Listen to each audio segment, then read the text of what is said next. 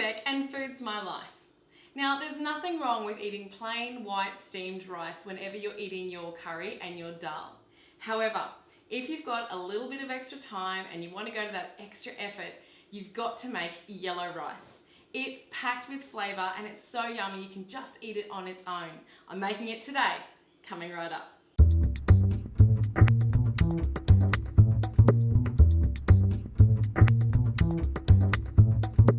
So for yellow rice, I'm going to be using my trusty old rice cooker that's behind me. So make sure when you're making yellow rice that you follow the instruction guide for your make and model of your rice cooker.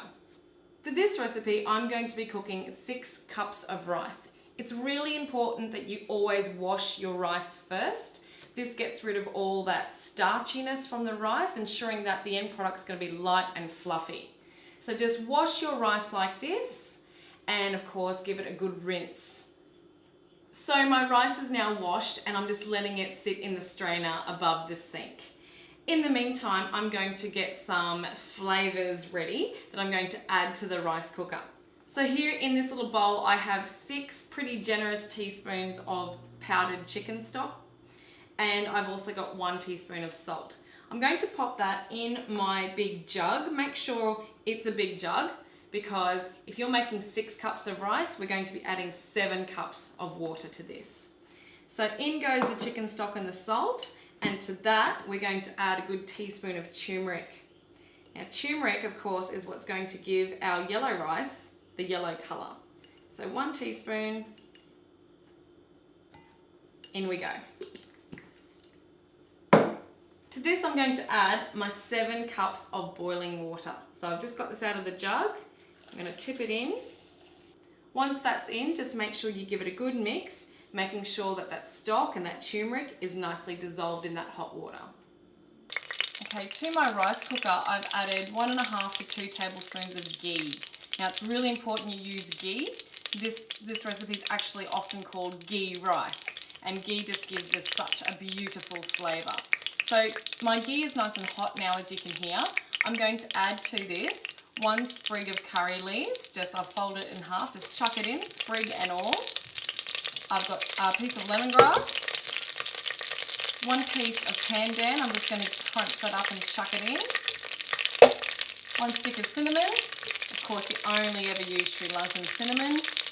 And what have I got? I've got 6 pods of cardamom. So I'm going to throw that in and give it a bit of a toss, give it a bit of a stir.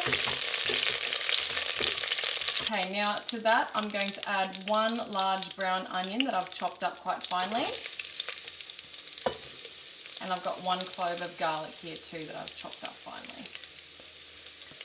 Add that all in and give it another stir.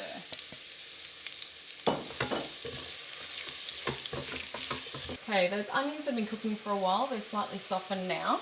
So I'm going to add my 6 cups of rice that I have previously washed and strained. So in goes my 6 cups. Now 6 cups of rice might sound like a lot of rice to you, and it is, but the whole point, I reckon, is that you cook a lot so you don't have to cook for a couple of nights. And you've got leftovers to take to lunch the next day. I mean, think about how jealous your co-workers are going to be when you're sitting in the lunchroom and you open up your lunch and you've got this beautiful steaming container of rice and curry, and they're really jealous.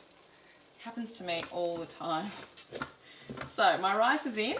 Now I'm going to add to that the 7 cups of flavour that we've got here. Our turmeric, our stock and our salt.